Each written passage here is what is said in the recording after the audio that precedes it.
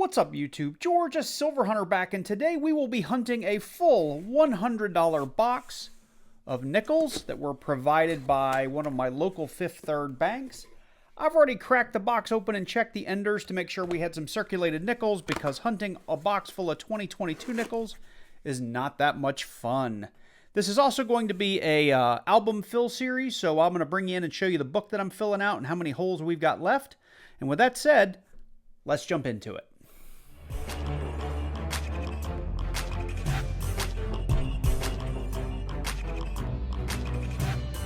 So if this is your first visit to my channel and my first nickel hunt you've ever watched, I am working on the Whitman Jefferson nickel album. Now this says 1938 to 2003, but I've bought the extra page or two to get me all the way up through the beginnings of 2023. It's actually a really nice album. The only album I think that's nicer than this one is the Dansko albums, but this one's relatively inexpensive on Amazon. And it does have the nice little slider sort of sheets to allow you to easily punch down your coins and then slide that protective cover back over, and it's on the front and the back. But rather than go through every page like I've done with my quarter hunts, I've gone ahead and created a little cheat sheet to show you guys what I'm looking for. And you can see all of the things I'm looking for are between 1938 and 1951, with a good portion of them being those silver war nickels.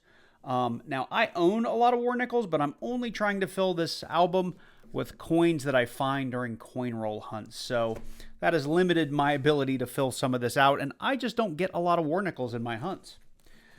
Something else you need to know is as we hunt these rolls, I do have a cheat sheet that you can find down in the description of this video. There's a link to a Google Doc that has all the things that I hunt for, whether we're looking for quarters, dimes, nickels, halves, pennies, it doesn't matter. That document is free for you to download and free for you to use. So run down below, grab that document, and follow along with me. We'll also be using a nice digital microscope to get a good look at these coins if we're trying to find DDRs or DDOs. Now, nickels take me quite a while to go through, so I'm not going to hunt a whole roll on camera, but I typically like to, kind of spread them out like this just to see if I see any buffaloes or anything that jumps out at me like a foreign or maybe something old. And then I look at each and every coin looking for errors. So I'll bring you in as soon as I find something, and we'll talk all about it. We're on roll number 10. I'm bringing you in here. I've got a couple of metal detector finds here in those first 10 rolls. Nothing too exciting. I got one blinging. It's like a 1987 or 1980 something. Nothing too exciting here. 1988. That's what it is, a Denver. It looks really nice. Probably going to be an upgrade in my book. But let's zoom out here. As I always do, we're laying it out, spreading it out, and I kind of go up looking for the old ones early, and look what's poking out here. I'll zoom in. That is a 1943, and 1943 has to be a silver war nickel. So from 42 to 45, they pulled all the copper out of our coins, or not all of it, but most of the copper out of our coins and backfilled it with silver. So this is 35% silver, and the other difference is that the mint mark is above the Monticello building rather than over here on the side. So there we have it. I know there's a 43/2 variety, and you would be able to see it under this magnification. So it's not there, just a regular 43 Denver. But there it is, first really cool find of the hunt. Same roll, roll number 10. Towards the very end, we've got another find. We have it here, a 1953. Looks like a Denver. I think we're on roll number 13 or 14. I've kind of lost track, and we're not getting good stacks of 10 in here. But when I got this one laid out, I got to zoom in here a little bit. We did have one guy jump out here. So 1959, so another 50s era nickel that we want to hang on to. And it looks like it's a filly. And I saw one other oldie as we came down through here. Right here. 1958. Denver. So 250s in that roll, and there may be some more hiding in there, but they just didn't jump out at me, so let's hunt this roll. We're on roll 15, and we've got another 40s find. We've got let's check it out here, 1941. It's pretty beat up, and it looks to be a filly. And while I put that up on the board, I kind of cheated and looked ahead. This guy looked really old. We've got a Denver here and a lot of damage there on the back, but we've got a 1948 Denver. So 340s nickels on the hunt. So we're on or around roll 28, and I'm just bringing you in because we have an ender that's a find here. We got a 1946. I don't know what the mint mark is, but we're going to go ahead and get this roll open, and at least we have one find in this roll. Pretty cool.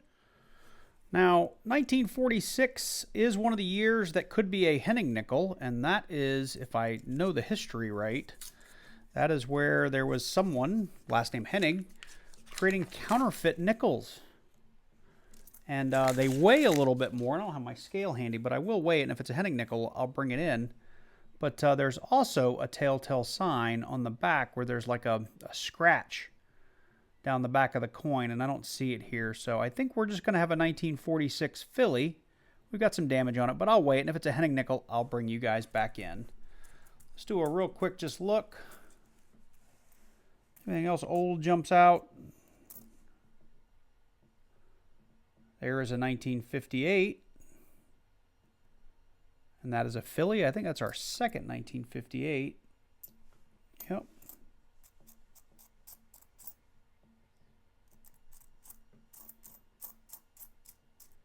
Yeah, I think that's going to be it in that roll. So anyway, I'll bring you in at the next one.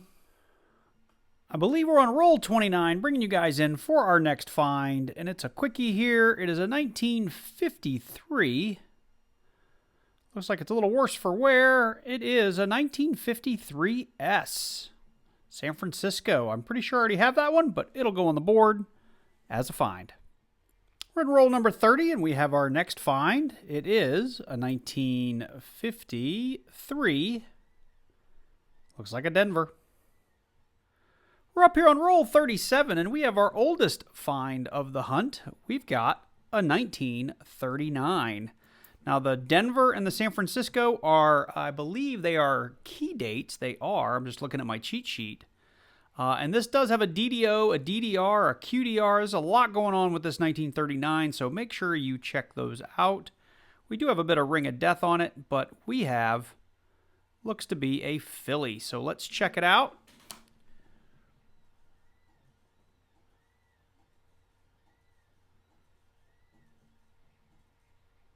Typically, I believe the big telltale on the DDR and even the QDR is down here in the Monticello and the 5 cents. Not exactly sure where it would be on the front. Usually it's in lettering, though. It's usually where your double dies show up, and I'm not seeing it here either. So anyway, we do have a 1939 for the hunt, which is pretty cool, and we'll put it up here next to our other 40s finds. Same roll, just a little bit later, we've come across our next find, and it is a 1957. It has seen better days, and it is a Philadelphia. We're on roll 42, and we have our next find. It is a 1946. Looks like a Philly. Again, it doesn't have that Henning nickel mark on the back, and it does come the 46 Denver. Let's see here. Does it? It does have a repunched mint mark. And I'm not seeing it. Now, there is something weird going on down there by the A. I don't know if that's post-mint damage or what. It's kind of weird looking. I may set this one aside and see if I can find anything on that, but it looks like it's probably just some sort of post-mint damage. We're in a roll 44, and this one kind of surprised me as I was going through it because you don't find many of these, but this will probably be a book upgrade too. We have a 2009 Philadelphia. I know this is a newer coin or a newer nickel, but if you're not a big nickel hunter, you need to know that 2009 was a really, really low mintage year. The 2009 Philly had a little over 39.5 million minted, somewhere in that range. And most of the other years, we're talking like 250, 270, 280 million nickels made. So this is a tremendously low mintage year. So if you are hunting nickels, make sure you're pulling your 2009s and hanging on to them because they are kind of collectible. Not a whole lot of value in them in the aftermarket just yet, but they are super low mintage. Roll 45, and we have our next find. It is a 1957 Denver. Well, the box is definitely heating up here towards the end. We have another find, and it could be a big one. We have ourselves a 1950. Now, the 1950D is a key date, and the 1950P is a semi-key date. So either way, this is kind of a big win. Let's check it out. We've got a Philadelphia, so it's a semi-key date. And I looked up the mintage of both just before this, and now I've forgotten what it was, but I want to say the 1950P was around 9 million, 9.5 million. I'll put it down in the lower right-hand corner, but that is a super low mintage nickel. So it's another one of those that if you do find it, you just flip it up and hang on to it because it's a pretty cool find. All right, up on the board, and we're going to keep on hunting. We're on roll 47 there, and we have our next find. When I first saw it, I thought it was a 1955, but when you zoom in real close, you can see that is in fact a 1953. Let's see if we have a Denver or a Philly. Looks like we got a Philly. Just another 50s for the board. So I'm on roll 48, and this has happened 3 times, but I just wanted to bring you in because it's probably the last time I'm going to see it. But Fed wrap nickel rolls stuffed with pennies. And you can see up there, I've got 2 other ones. They've all been pretty crappy current year or close to current year zinc pennies, so nothing collectible in there, but we've gotten 3 of them. So that's a little disappointing, but I'm going to go ahead and get through this roll. Hopefully we find something interesting in there to bring you in for other than a rotten zinc penny. Well, that wraps up the nickel hunt. Quickly to go through our recap, we did have 3 rolls stuffed with 1 penny, so we were shorted by a nickel in each of those. We did have 3 nickels that looked like they were probably from metal detecting targets. I've got 6 potential upgrades here with these really shiny nickels. I need to check those against the book. I haven't done that yet. Outside of that, let me get real close in here because I can't read the dates from this far away, but we did have that 39. I'm not going to read off the mint marks, but we had a 41. We had a 43. This is probably the find of the book, or the find of the book, find of the box. And this is, if you look at my list, I'll back out here, we did need that 43D. So of everything I've got up here, it's the only definite book filler that I've got because we did find a 50P, but not a 50D. So anyway, coming back to this, we did have a couple of 46s. We had a 48, we had a 50. Remember, it's not a Denver, it is a Philly. Still a semi-key date, so excited to have it. We did have 4 1953s, none of them Hennig nickels, a couple of 57s, a couple of 58s, and a couple of 59s. And of course, this real low mintage 2009P, which I think is probably going to be an upgrade in the book. I'll check that out here in just a second. So let me get these couple of nickels plugged in. I'll check to see if those are upgrades, and we'll bring you in and just let you see the holes we filled. All right, well, I've got all my nickels plugged in, and we did get a fair number of upgrades in this thing. I was right. Our 43D was, in fact, a book filler, so we've got that hole filled. And then anything I put aside here was an upgrade, so let's take a look at them. We did upgrade the 68, I think that was a Denver, and the 62 Philly. Let's come in here. So that 62 Philly right here got upgraded. So that was something we found in this hunt. I think we said it was the 68 Denver. Where'd he go? He's right over here. That was the coin we found in this hunt. We had also a 88D and this 2009. Those were both also upgrades. So I'm trying to do this quickly. So this was the 88D we found in this hunt. And then, of course, the 2009 that I had was really, really bad. So that's actually, and you can even see the little teardrop mark that I had on my coin. So that was definitely an upgrade over that ugly guy. I'll still hang on to this one because it's low mintage, but it's seen better days. So with that, we have reached the end of our hunt. I hope you guys enjoyed it. I know I'm trying to get a few more denomination of coins out here in my coin roll hunts because I did focus on $50 there for a couple, 2 or 3 in a row. And honestly, it's just been hard to find coin these days. So you may see a few more customer wrapped hunts from me in the coming weeks. I did do a penny box trade with what is it? Pine Creek Coins, I think was the channel.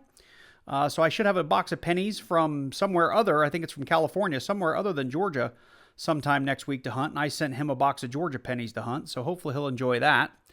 With that said, if you are new to the channel and you want to follow all of my nickel hunts, all of my penny hunts, all of my quarter and $half hunts, make sure you do drop one down below. Click on that subscribe button and then click on that little bell so you get notified each and every time I drop a new video.